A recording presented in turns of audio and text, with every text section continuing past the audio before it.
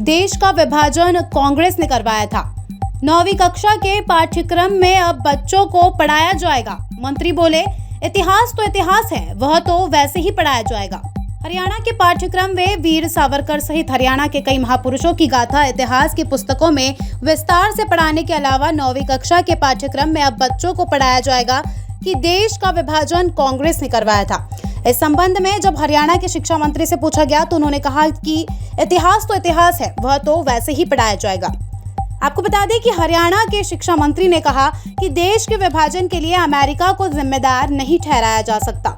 जब देश की आज़ादी की लड़ाई लड़ी जा रही थी और जब देश को आज़ादी मिली, उस समय जैसी भी परिस्थितियां थी सभी को पता है। हर कोई जानता है कि 1947 में किसकी सरकार थी। जब इतिहास लिखा जाएगा तो वैसा ही लिखा जाएगा जैसा था।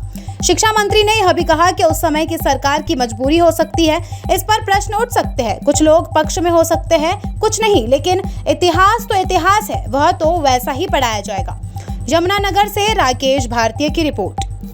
देखिए, ये दो बातें, कोई लिखना और ना लिखना कोई उसका बात नहीं है।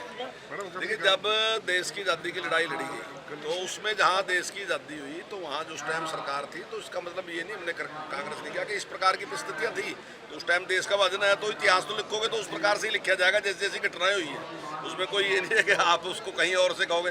अगर आप इसके लिए किसी को अमेरिका को जिम्मेदार ठहराओगे क्या? हमारी जिम्मेदारी है जो हम यहाँ हैं, वो उस टाइम जो भी सरकार थी उसके कारण लिखा गया। उसने उस प्रकार की जो मांग थी, चाहे वो मजबूरी में या किसी तौर पर भी स्वीकार की गई, तो इतिहास में तो वो बात उसी तरीके से लिखी जाए। अब बच्चों को ये पढ़ाया जाएगा, अब तक नहीं पढ़ाया जा रहा। नहीं पढ़ाया जा रहा, लोगों को सबको पता। अगर 1947 में देश का विभाजन हुआ तो ये तो लोगों को पता ही है कि मतलब सरकार कौन सी थी कौन सी नहीं थी।